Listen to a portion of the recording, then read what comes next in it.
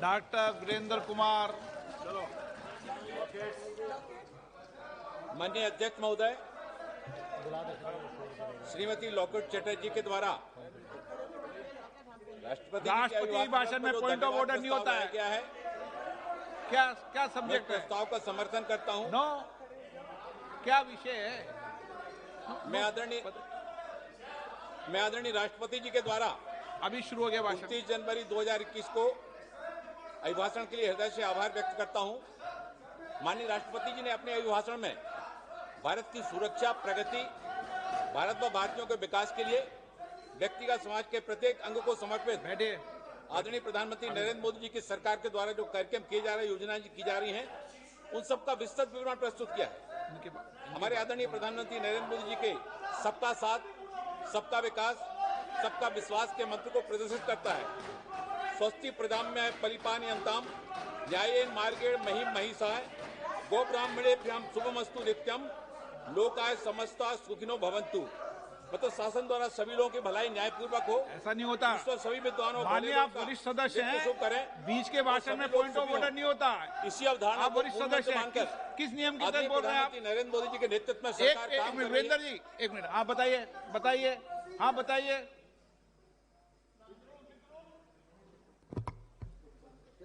Sir, rule number 352, rules to be observed 352.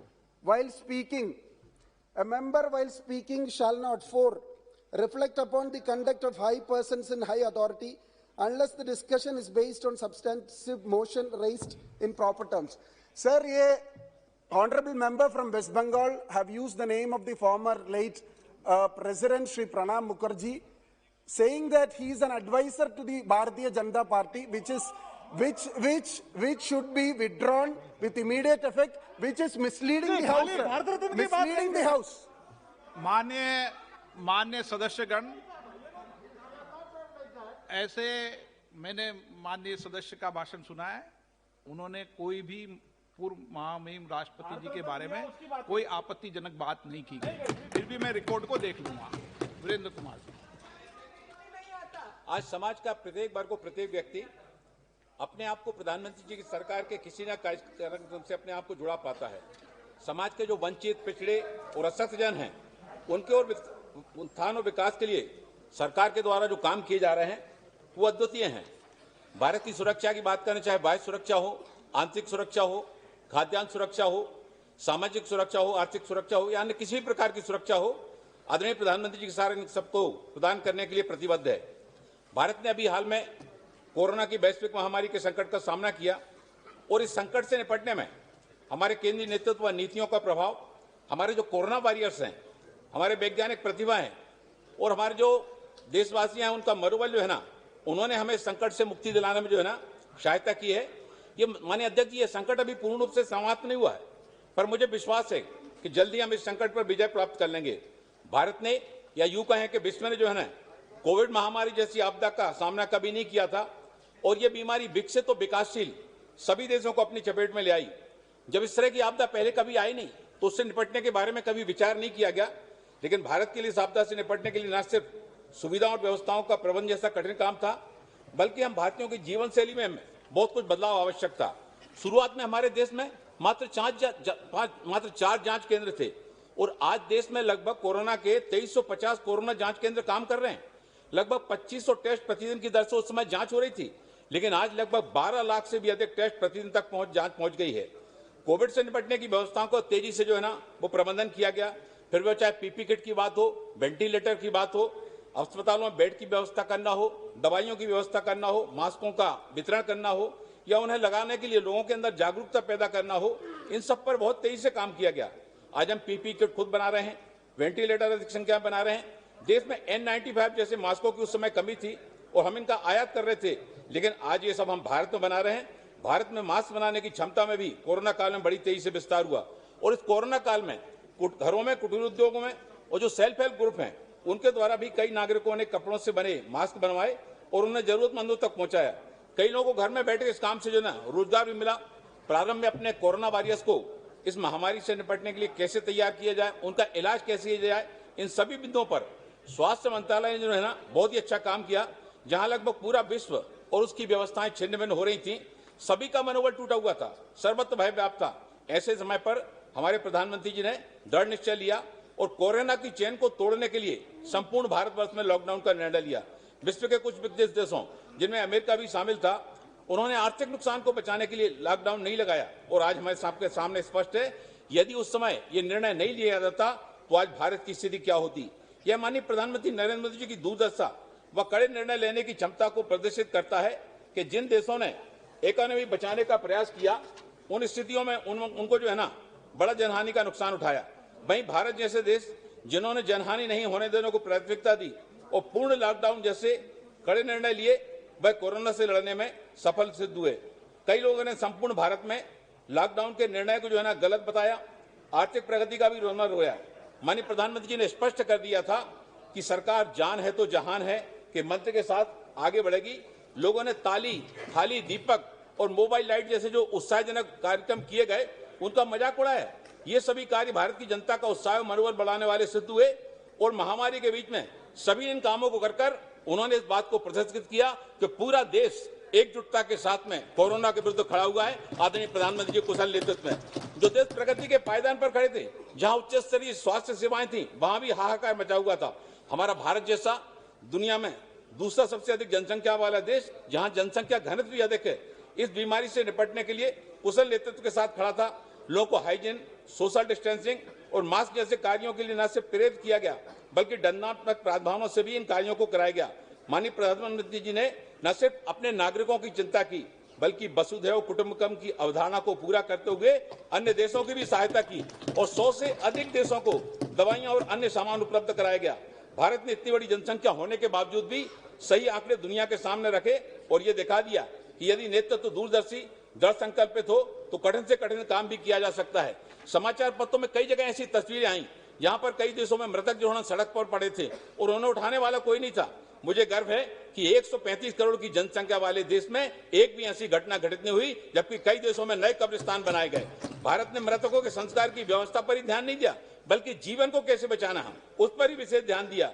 कई देशों में 12 वर्ष से कम उम्र और 50 वर्ष से ज्यादा उम्र वाले लोगों को कई लोगों ने दवा देना बंद कर दिया था, पर हमने प्रत्येक जीवन की अहमियत समझी और उससे बचाने की पूरी कोशिश की। हमने पूरे भारत में गांव गरीब मजदूर की चिंता की। भारत ने गरीब कल्याण योजना के माध्यम से सरकार ने पिछले 8 महीनों में और 80 करोड़ गरीबों को निःशुल्क राशन उपलब्ध कराया। One nation one ration card को भी लागू किया, जिसमें मजदूर जहां पर है वहां पर वो अपने हिस्से का राशन ले सकेगा और उसका परिवार जहां पर है वो परिवार बाकी राशन वहां पर ले सकेगा। माननीय प्रधानमंत्री जी ने यह निश्चित किया कि एक भी घर ऐसा ना बचे जहां चूल्हा न जले, एक भी व्यक्ति भूखा पेट ना सोए। इस कार्य में भारत की जनता ने भी जो है ना बढ़ चढ़कर हिस्सा लिया और गरीब, पिछड़े, वंचित और महामारी के कारण बेरोजगार मजदूरों तक उन तक भोजन व्यवस्था पहुंचाई। माननीय अध्यक्ष महोदय, माननीय प्रधानमंत्री जी के आह्वान पर देश के कोने कोने से लोग जो थोड़े सक्षम थे, उन्होंने भी गरीबों, श्रमिकों और कर्मकारों के कल्याण के लिए बीड़ा उठाया। कई स्थानों पर हमने देखा कि छोटे छोटे बच्चों ने जो है गुल्लक तोड़कर जो है ना और महामारी के विरुद्ध जरूरतमंदों को मदद करने के लिए पीएम केयर फंड में पैसा देने से पीछे नहीं रहे। अनेक स्थानों पर बुजुर्गों ने अपनी जमा राशि बैंकों से निकालकर अपनी एफडी तोड़वाकर पीएम केयर फंड में देने से वो पीछे नहीं रहे। ऐसी कई कहानियां आज मानव संवेदना के उदाहरण बन गई हैं। सोशल मीडिया पर जो है ना वो देखने को मिली। इस संबंध में मैं केवल कुछ नाम लेना चाहूंगा जिन्होंने इस कोरोना काल में कुछ ऐसा किया जो हमारा साधन संपन्न राजनीतिक बुद्धिजीवी वर्ग न कर पाया। आज किसको हैदराबाद के वेंकटा मुरली के बारे में नहीं पता, आज किसको चेन्नई के श्री पंडा के बारे में नहीं पता, आज किसको गोरेगांव रेजिडेंट वेलफेयर एसोसिएशन के लोगों के बारे में नहीं पता, जिन्होंने इस कोरोना महामारी के काल में अपने सीमित साधनों से भी गरीबों, श्रमिकों और कर्मकारों की मदद की। इसी संदर्भ में मैं गोवा के दृष्टि लाइफ सेविंग की मिस दिव्या शर्मा का भी उल्लेख करना चाहूंगा, जिन्होंने इस विषम काल में जानवरों की मदद करने का, मूक जानवरों की मदद करने का बीड़ा उठाया। उस समय मध्य प्रदेश की सीमा पर इंदौर में जो है ना एनएच पर जो महाराष्ट्र से मजदूर आ रहे थे, उन मजदूरों को, महाराष्ट्र से आने वाले लोगों को इंदौर में वहां पर हमने देखा कि वहां प्रशासन के साथ साथ वहां एनजीओ के लोगों ने, वहां के नागरिकों ने, वहां के व्यापारियों ने जो है वहां पर बड़े बड़े पंडाल लगाए थे और उन पंडालों में जो लोग वहां से महाराष्ट्र से आ रहे थे उनके ठहरने की, उनके स्नान की, उनको जूता चप्पल देने के लिए, उनको भोजन की, और भोजन भी इतने तरह का इंदौर के नागरिकों ने वहां पर भोजन कराया कि वहां से जो होकर ले जा रहे थे वो लोग कह रहे थे मध्य प्रदेश में जैसी चिंता वहां के नागरिकों ने की, वहां के प्रशासन ने की, वैसा दृश्य कहीं देखने को नहीं मिला। मध्य प्रदेश की सीमा पर जो है ना, चाहे रीवा की बात हम करें, रीवा की बात करें, चाहे छतरपुर में कैमाह की बात करें, चाहे पन्ना की सीमा की बात करें, चाहे बालाघाट की बात करें, चाहे हम छिंदवाड़ा की बात करें, सभी स्थानों पर देखा कि प्रशासन के साथ साथ नागरिक जो है ना बड़ी संख्या में मजदूरों के लिए, वहां से निकलने वाले लोगों के लिए मदद करने के लिए आगे आ रहे थे। मैंने देखा कि टीकमगढ़ में हमारे नौजवान वहां पर, चाहे वो अमित नूना हो, चाहे वो ज्ञानेंद्र सिंह हो, चाहे पूनम अग्रवाल हो, चाहे प्रफुल्ल द्विवेदी हो, चाहे मुन्ना साहू हो, ये सब के सब लोग जो है ना वो वहां उन छतरपुर जिले से निकलने वाले जितने मजदूर दूसरे राज्यों से आ रहे थे उनकी सेवा करने में कहीं पीछे नहीं थे। छतरपुर में मैंने देखा कि पुष्पेंद्र प्रताप सिंह अपने युवा साथियों के साथ में उन्होंने देखा कि ऐसे गरीब लोग जिनके काम धंधे बंद हो गए हैं उनके घरों में जो है ना राशन की किट बनाकर, सूखा आटा, दाल, चावल, उनको मिर्च मसाला और तेल देकर किट बनाकर ऐसे घरों में पहुंचाने की व्यवस्था की। जो लोग मजदूर में निकले वहां से, छतरपुर से जानकारी मिली, उन सब तक जो है ना भोजन के पैकेट पहुंचाने की व्यवस्था वहां पर की गई। मैंने टीकमगढ़ में देखा कि नौजवान एक खुले आपों में जो है ना वो चले जा रहे थे और उसमें चारा भरा हुआ था। जहां पर उन्होंने देखा कि जानवर खड़े थे वहां पर आपे को रोककर और उन बेजवान जानवरों को जो है ना चारा दिलाने का काम देख रहे थे। ये दृश्य केवल टीकमगढ़ छतरपुर की बात, इंदौर की बात अकेले नहीं है। यहाँ पर हम सभी अपने अपने संसदीय क्षेत्रों से आते हैं और मैंने देखा कि सभी राज्यों में जनप्रतिनिधियों के साथ साथ बड़ी मात्रा में नागरिकों ने इस काम में जो है ना और आगे आकर और मदद करने में, कोरोना से लड़ाई लड़ने में सबने अपनी एकजुटता का परिचय दिया। मैं सदन के माध्यम से उन सभी नागरिकों का हृदय से आभार व्यक्त करना चाहता हूं जिन्होंने पूरे देश में और कोरोना जैसी लड़ाई में सबने एकजुटता के साथ में इस काम को किया। सरकार ने मनरेगा, श्रमिकों, विधवाओं, दिव्यांगों, महिलाओं और जो स्व सहायता समूह है और अन्य श्रमिकों को डीबीटी के माध्यम से राहत धन पहुंचाया। मैं उल्लेख करना चाहता हूं कि संसद की जो गृह संबंधी स्थायी समिति है उसने अपनी 229वीं रिपोर्ट में कोविड-19 महामारी के प्रबंधन पर अपनी जो रिपोर्ट पेश की है, माननीय अध्यक्ष महोदय, मैं कहना चाहता हूं कि जो गृह संबंधी स्थायी समिति है इसके जो चेयरमैन है वो भारतीय जनता पार्टी के नहीं है, वो कांग्रेस के हैं और उन्होंने जो रिपोर्ट पेश की है उसमें सरकार के द्वारा लिए गए निर्णयों कार्यों से समिति संतुष्ट है और कार्यों की प्रशंसा भी उस समिति ने की है। इसी प्रकार संसद की जो स्वास्थ्य संबंधी स्थायी समिति है, माननीय सभापति महोदय, उसके भी अध्यक्ष जो है भारतीय जनता पार्टी के नहीं है, लेकिन सरकार के द्वारा जो काम किए गए हैं और सरकार के द्वारा लिए गए जो निर्णय लिए गए हैं उनसे समिति संतुष्ट है और कार्यों की प्रशंसा भी स्वास्थ्य संबंधी स्थायी समिति ने भी की है। ये इस बात को बताता है कि लोगों ने जो है ना राजनीतिक पूर्वाग्रहों से ऊपर उठकर, और ऐसे लोगों का मैं हृदय से धन्यवाद करना चाहता हूं जिन्होंने आदरणीय प्रधानमंत्री नरेंद्र मोदी जी के कुशल नेतृत्व में कोरोना के विरुद्ध जब पूरा विश्व जो है ना भारी प्रभावित हुआ था, वहां हमारे आदरणीय प्रधानमंत्री जी ने, स्वास्थ्य मंत्री सम्मानित डॉक्टर हर्षवर्धन जी ने, हमारे गृह मंत्री आदरणीय अमित शाह जी ने और मंत्रिमंडल के सभी वरिष्ठ सदस्यों की प्रभावशाली नीतियों व कार्यों से हम इस संकट से लगभग ऊपर चुके हैं। भारतीय वैज्ञानिकों ने अपनी प्रतिभा का परिचय देकर कोरोना की वैक्सीन बनाई। एक अन्य वैक्सीन का उत्पादन भी भारत में किया जा रहा है। भारत में अन्य वैक्सीनों पर भी तेजी से काम हो रहा है और निकट भविष्य में भी हम और वैक्सीन बना पा सकेंगे। हमने सर्वे भवन्तु सुखिनः, सर्वे सन्तु निरामया, सर्वे भद्राणि पश्यन्तु मां कश्चित् दुःख भाग् भवेत् की अवधारणा को सिद्ध करते हुए अपने पड़ोसी देशों व अन्य कई देशों को वैक्सीन उपलब्ध कराई। देश में कुछ लोगों ने इस वैक्सीन पर भी सवाल उठाकर हमारे वैज्ञानिकों को अपमान किया। अरे वैक्सीन का भी राजनीतिकरण करना, ये भाजपा की वैक्सीन है, हम इसको नहीं लगाएंगे, इस तरह की हल्की बातें करना वास्तव में इस देश की जनभावना का जो है ना वो अपमान है। कोरोना काल में भारत में बहुत बड़े पैमाने पर जो है ना मजदूरों का पलायन हुआ और कोरोना महामारी से व्याप्त भय के कारण देश के हर कोने से श्रमिक जो है ना वो अपने घर जाना चाहते थे। कुछ राज्य सरकारों ने ऐसा माहौल बनाया कि मजदूरों को जबरन के घर जाना पड़े। कोरोना काल में लॉकडाउन के कारण हमने देखा कि सभी व्यापार व उद्योग जो है ना बंद हो गए थे, जिससे मजदूरों की आय के साधन बंद हो गए थे। उस समय केंद्र सरकार सभी से अनुरोध कर रही थी जो जहां पर है वहीं रहे और उनके राशन भोजन की व्यवस्था सरकार राज्य सरकारों और जिला प्रशासन के माध्यम से करेगी। पर व्याप्त भय के कारण व आय का साधन न होने के कारण सभी मजदूर अपने घरों को पहुंचना चाहते थे। केंद्र सरकार के द्वारा 11,092 करोड़ रुपए राज्य तथा केंद्र शासित प्रदेशों को जो है ना एनडीआरएफ के अंतर्गत जारी किए गए, जिसमें प्रवासी मजदूरों के लिए खाने तथा आश्रय की व्यवस्था की जा सके। सरकार ने प्रवासी मजदूरों के लिए लगभग 38,000 रिलीफ कैंप का प्रबंध किया, जिसमें लाखों लोग जो है ना उन रिलीफ कैंपों में रुके और इसके अलावा लगभग 26,000 फूड कैंप खोले गए, जिनमें 1.4 करोड़ लोगों ने खाना खाया। कई मजदूरों को उनके नियोजकों मालिकों ने भी राशन व खाने का इंतजाम कराया। इस समय देश में जो माहौल बना था, जो डर पैदा हुआ था, उसके चलते कई मजदूर जो है ना और अपने किसी साधन से, साइकिल, ऑटो रिक्शा, पैदल से घर पहुंचना चाहते थे। सरकार ने व अन्य स्वयं संस्थाओं ने समर्थ नागरिकों ने उन मजदूरों की यथासंभव मदद की और प्रारंभिक लॉकडाउन के बाद कोरोना से बचाव के सभी नियमों का पालन करते हुए सरकार ने श्रमिक स्पेशल ट्रेनों को चलाया। एक अनुमान के मुताबिक 60 लाख से ज्यादा प्रवासी मजदूर लगभग 4,500 श्रमिक स्पेशल ट्रेनों के माध्यम से अपने गंतव्य स्थल पर पहुंचे। और इसके अंतर्गत मैं बुंदेलखंड से आता हूं और बुंदेलखंड से बहुत बड़ी मात्रा में मजदूर दिल्ली, हरियाणा, पंजाब, तमिलनाडु, महाराष्ट्र और बेंगलोर, आंध्र सभी स्थानों पर जाते हैं। और उनसे वहां से जब वो लौट कर आए, उनके लौटने के लिए भी जो है ना, और मध्य प्रदेश की सरकार ने और उत्तर प्रदेश की सरकार ने वो अपने जो उनके राज्यों के मजदूर दूसरे राज्यों में थे, बसों की व्यवस्था करके उनको मध्य प्रदेश और उत्तर में लाने की व्यवस्था की। केंद्र सरकार ने भी और राज्य सरकारों को बसें चलाने की अनुमति देकर इस बात के लिए ताकि मजदूर जो है ना, प्रवासी मजदूर वापस आ सके। मैं आदरणीय प्रधानमंत्री जी का और गृह मंत्री जी का हृदय से आभार धन्यवाद देना चाहता हूं कि उन्होंने इस तरह की अनुमति देकर मजदूरों को घर पहुंचने की व्यवस्था में सहयोग किया। मेरे संसदीय क्षेत्र टीकमगढ़ में जो मजदूर लौटकर आए, प्रवासी मजदूर, उनको कोरोना प्रोटोकॉल का पालन करते हुए उनको अलग से रखा गया। उनके भोजन पाने की व्यवस्थाएं राज्य सरकार के द्वारा की गई। राज्य सरकारों के साथ ही वहां के जनमन ने भी न बढ़ चढ़कर इस काम में भाग लिया। श्रम के क्षेत्र में भी जो है ना, और हमारी सरकार ने जो है ना बहुत बढ़ चढ़ के जो है ना काम किया है।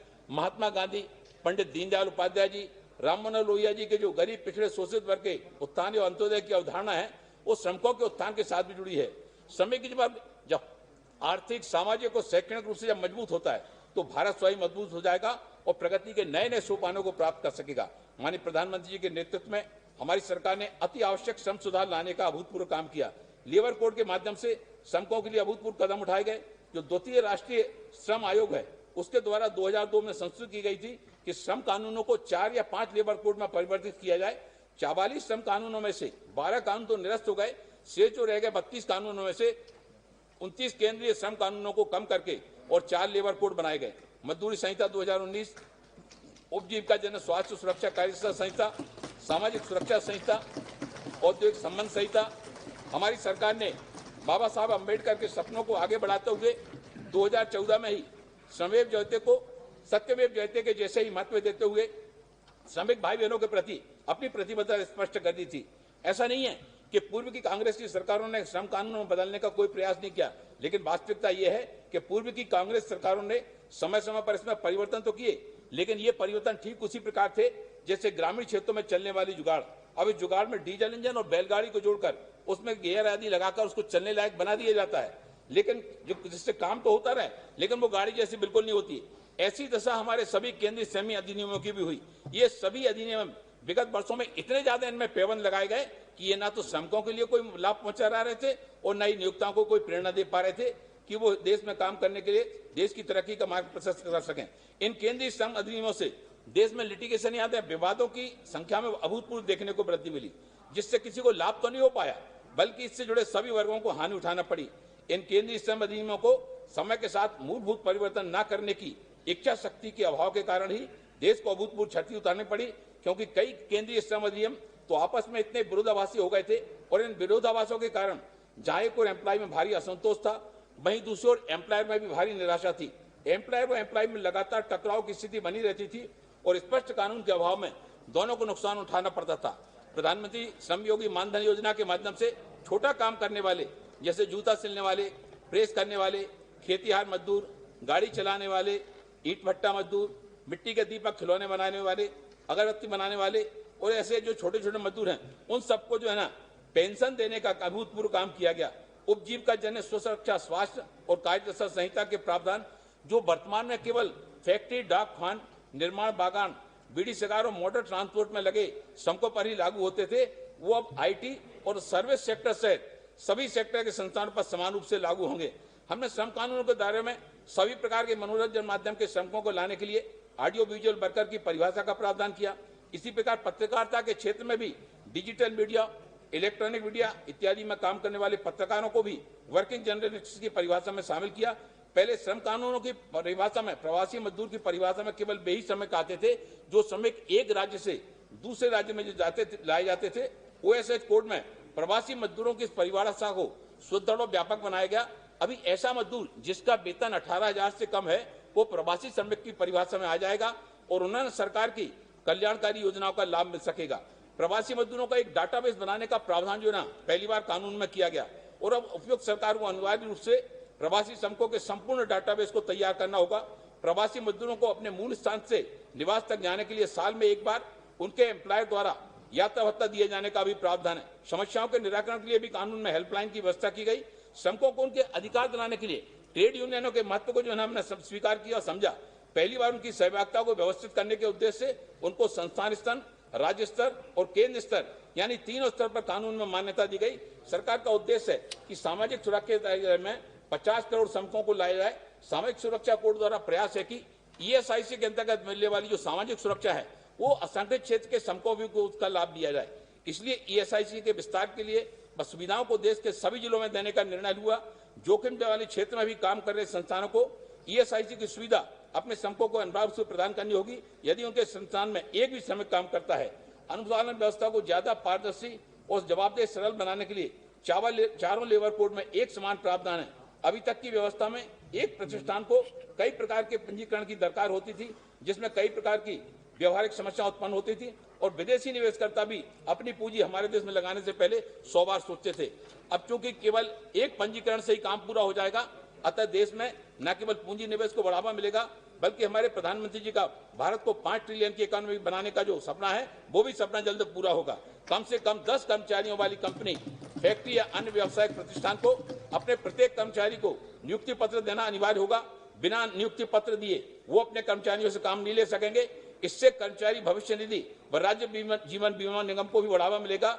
जब किसी उपक्रम में दुर्घटनावश यदि किसी श्रमिक की मृत्यु हो जाए या वो जख्मी हो जाए तो न्यायालय द्वारा नियोक्ता पर जो जुर्माना लगाया जाएगा उसका 50% भार दुर्घटना के शिकार व्यक्ति या आश्रित को दिया जा सकेगा। महिला श्रमिकों को पहली बार शाम 7 बजे के बाद और प्रातःकाल 6 बजे के पहले अंतराल में किसी भी प्रतिष्ठान में काम करने की अनुमति दी गई, जिससे अब सही मायने में महिला और पुरुषों में बराबरी के सिद्धांत को देखा जा सकेगा। और इसके साथ ही साथ महिला और पुरुषों में जो वेतन में असमानता थी उस वेतन में असमानता को दूर करते हुए समान वेतन मिलने की प्रावधान इस बिल के माध्यम से की गए। मानव संसाधनों की आपूर्ति करने वाले जो ठेकेदार हैं उनको भी केवल एक ही लाइसेंस जो अखिल भारतीय होगा, यानी पूरे देश में काम करने की सुविधा देगा। ऐसी व्यवस्थाएं की गई। इससे लाभ ये होगा कि प्रत्येक बात पर एक तो सरकारी मशीनरी का हस्तक्षेप कम होगा, भ्रष्टाचार में कमी आएगी और कागजी काम भी कम होगा। जुर्माने की राशियों को भी प्रभावी रूप से बढ़ाया गया ताकि नियमों का पालन यथोचित प्रकार से नियोक्ताओं के द्वारा किया जाए। इंस्पेक्टर राज के प्रभाव को भी कम करने के लिए और इस संहिता में स्पष्ट प्रावधान किए गए, जिसमें यह विशेष है कि इंस्पेक्टर के कार्यक्षेत्र का विस्तार किया गया और संहिता में इंस्पेक्टर कम फैसिलिटेटर का प्रावधान किया गया, जो कि एनडीए सरकार इंस्पेक्टर राज को समाप्त कर फैसिलिटेटर की भूमिका बढ़ाना चाहती है, जिससे व्यापार में उद्योग की उन्नति के लिए आवश्यक है। माननीय अध्यक्ष महोदय, वर्तमान में जो 13 श्रम अधिनियम है, इन 13 श्रम अधिनियमों में से 7 के अंतर्गत अलग अलग विवरणी फाइल की जाती थी, जिसके अंतर्गत एक विवरणी फाइल जो है प्रस्तुत की जाएगी, जिससे रजिस्ट्रों की संख्या भी न्यूनतम हो जाएगी और ई गवर्नेंस को भी बढ़ावा मिलेगा। इन श्रम कानून बदलाव के पश्चात ही विश्व की कई नामी कंपनियां भारत में उद्योग लगाने की अपनी इच्छा जाहिर की, जिससे कि माननीय प्रधानमंत्री जी के मेक इन इंडिया की घोषणा को बल मिला। प्रधानमंत्री जी रोजगार प्रोत्साहन योजना पहली बार एम्प्लॉयज को नए एम्प्लॉयमेंट विकसित करने हेतु प्रोत्साहन की एक अभिनव योजना श्रम मंत्रालय के द्वारा प्रारंभ की गई। इस योजना से दोहरा लाभ हुआ। एक तरफ जो है एम्प्लॉयज को रोजगार का आधार बनाने के लिए प्रोत्साहन दिया गया, वहीं दूसरी तरफ श्रमिकों को संगठित क्षेत्र के सोशल इक्विटी का लाभ मिला। माननीय हमारी सरकार ने विभिन्न मंत्रालयों के समन्वय द्वारा और एक समस्या का समाधान निकाला कि जो महिलाओं को पहले जो है ना उड़ीसा, झारखंड और छत्तीसगढ़ में जो है ना कोयला खानों में काम करना वर्जित था, हमारी सरकार ने और समन्वय द्वारा इसका समाधान निकाला और ओपन कास्ट खदानों में उनको काम करने की छूट मिली। जमीन के नीचे खदानों में भी टेक्निकल, सुपरवाइजरी और मैनेजरियल कार्य जिनमें लगातार रहने की आवश्यकता नहीं पड़ती है, पर्याप्त सुविधाओं सुरक्षाओं के साथ उनको वहां पर काम करने के लिए छूट दी गई।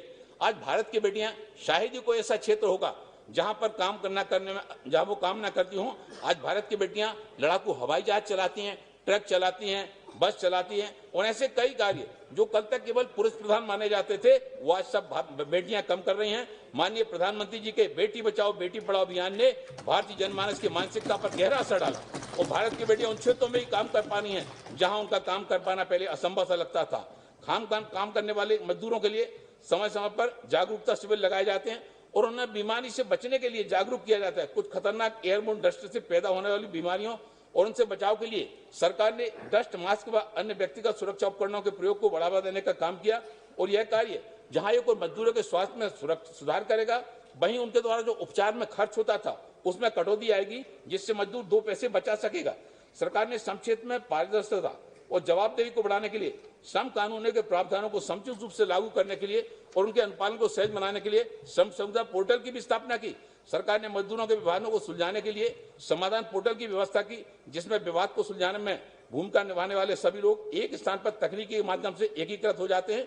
ये पोर्टल पारदर्शिता, त्वरित न्याय व मजदूरों पर सरकार पर भरोसे को बढ़ावा देता है। दीनदयाल अंत्योदय योजना के माध्यम से शहरी गरीब परिवारों को आर्थिक रूप से सक्षम करने के लिए लाभकारी स्वरोजगार व कुशल रोजगार के अवसर प्रदान करना, जिससे उसके लिए स्थायी आजीविका का प्रबंध हो सके।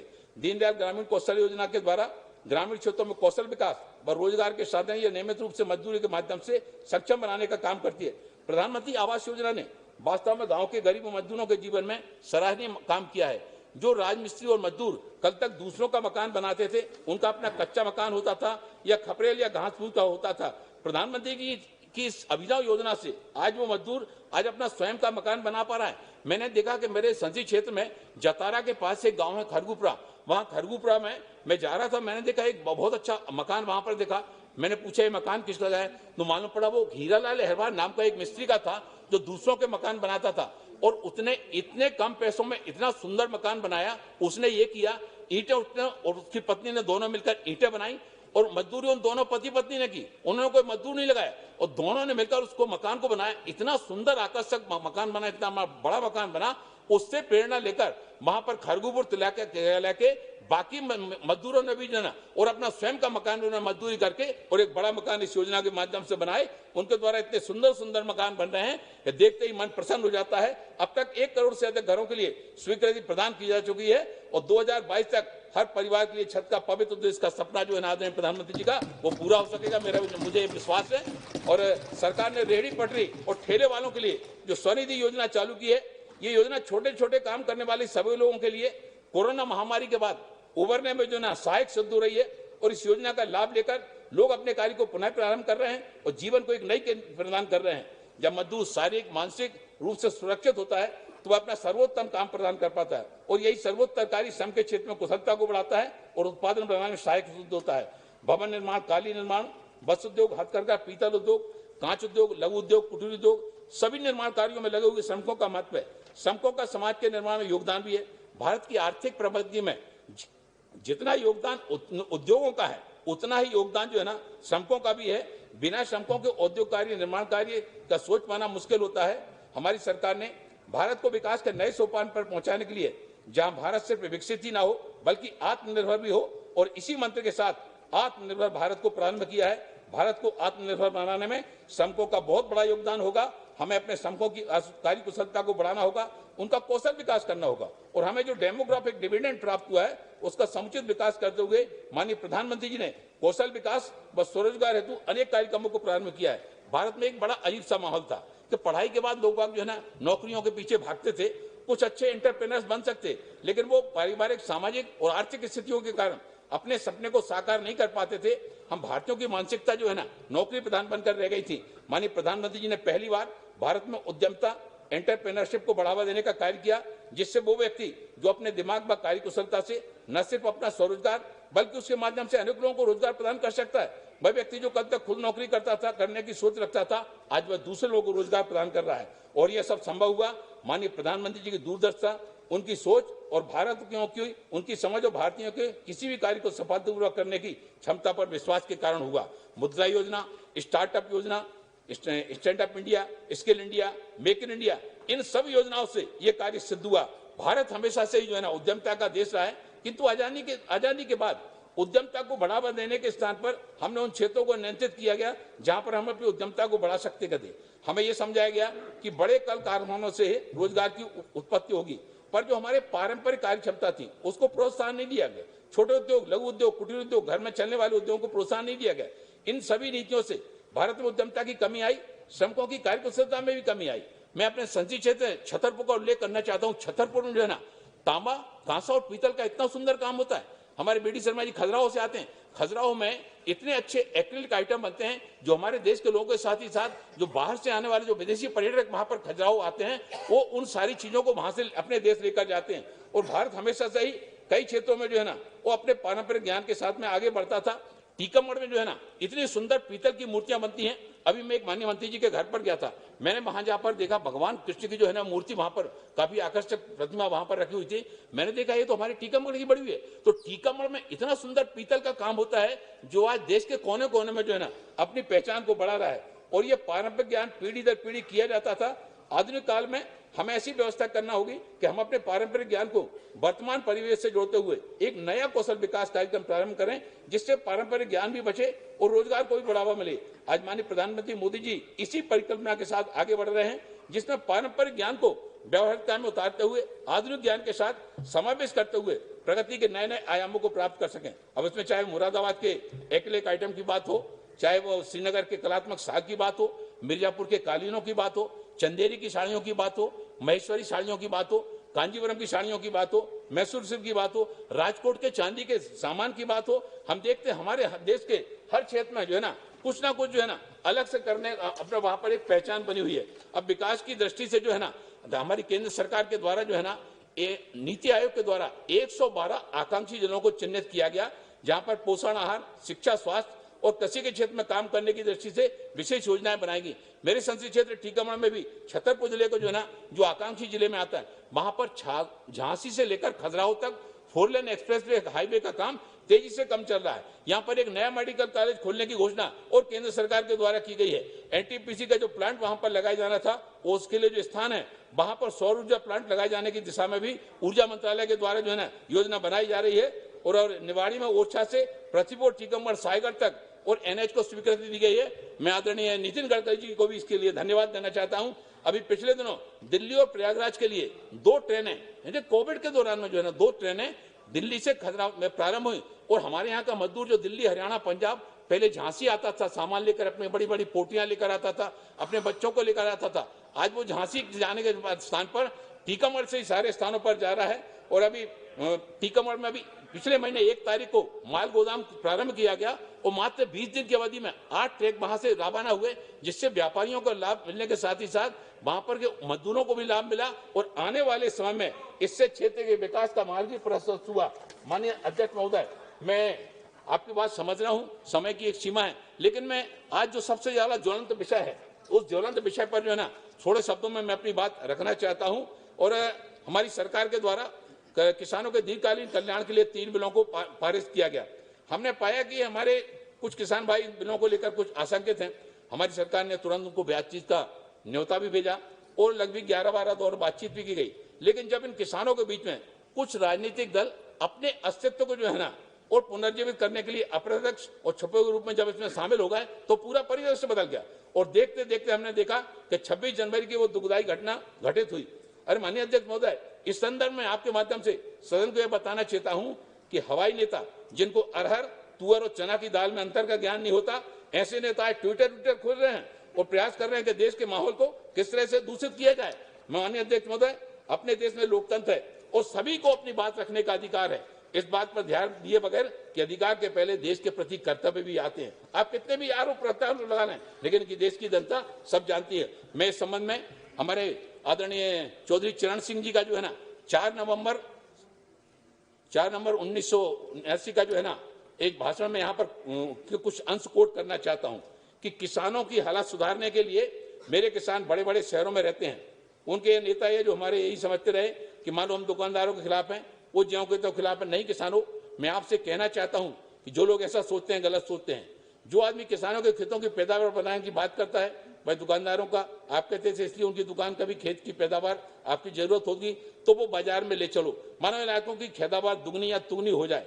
आज कैलिफोर्निया, ब्रिटेन और अमेरिका में 10 गुना कपास पैदा होती है बनस्पत हिंदुस्तान के। यूरोप में जो मुल्क है उनकी पैदावार 4-5 गुना होती है बनस्पत हमारे देश के। तो हमारे खेतों की पैदावार बढ़ सकती है और बढ़नी चाहिए। अगर मानो आपकी पैदावार दुगनी हो जाए तो शहर में जितने दुकानदार हैं आपकी पैदावार खरीदने वालों की संख्या तिगनी हो जाएगी। फिर आपकी पैदावार को लेकर दूसरे शहरों में, दूसरे जिलों में और दूसरे देश में जाएंगे जहां वह चीज पैदा नहीं होती है, तो परिवहन बढ़ जाएगा। फिर आपकी जेब में रुपया आएगा तो आप उसका क्या करेंगे? आपको अपनी जरूरत के लिए अन्न रख लिया, चावल रख लिया, गेहूं रख लिया, बाकी पैसों का क्या करेंगे? पैसा तो नहीं खाओगे जिससे आप अपने बच्चों के लिए कपड़े खरीदेंगे, जूते खरीदेंगे और बच्चा अगर तगाजा करता है तो उसके लिए घड़ी खरीदेंगे। माननीय अध्यक्ष महोदय, हम आदरणीय चरण सिंह जी ने कहा था कि खेती के अलावा जो है ना 3 बड़े बड़े धंधे हैं ट्रेड, ट्रांसपोर्ट और इंडस्ट्री, व्यापार, परिवहन और उद्योग धंधे।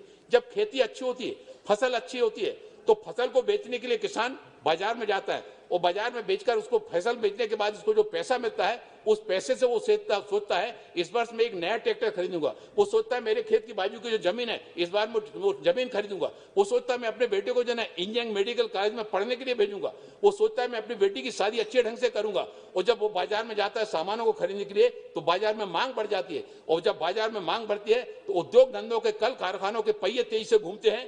नए कारखानों की आवश्यकता होती है, उन कामों को करने के लिए इंजीनियरों की आवश्यकता होती है, उस बिजली को चलाने के लिए इंजीनियर की आवश्यकता होती है। और यही बात आदरणीय चौधरी चरण सिंह जी ने कही थी। लेकिन आज हम देखते हैं कि हमारी सरकार जो है ना इस दिशा में काम कर रही है कि किसानों की आय को दुगना कैसे किया जाए। एमएसपी को बढ़ाने का काम किया गया, कितने सारे काम किए जाए, फसल बीमा योजना, नीम कोटेड यूरिया, ये सारे के सारे योजनाएं केंद्र सरकार के द्वारा किसानों की आय को बढ़ाने के लिए, किसानों को आर्थिक सामाजिक रूप से समृद्ध बनाने के लिए की गई। माननीय अध्यक्ष महोदय, मैं कहना चाहता हूं कि हमारी सरकार के द्वारा और जिस सरकार ने गेहूं के भुगतान में, हम 2013 की बात करते हैं, उस समय 34,000 करोड़ रुपए किसानों को भुगतान होता था। उसे 5 साल के अंदर डबल से ज्यादा करके 75,000 करोड़ रुपया दिए गए। जिस सरकार ने दाल के मुद्दे पर 13-14 में जब केवल 236 करोड़ रुपए का देश के सारे भुगतानों को किसानों को भुगतान किया जाता था, उस 236 करोड़ रुपए को 40 गुना बढ़ाकर 10,550 करोड़ रुपए किया हो।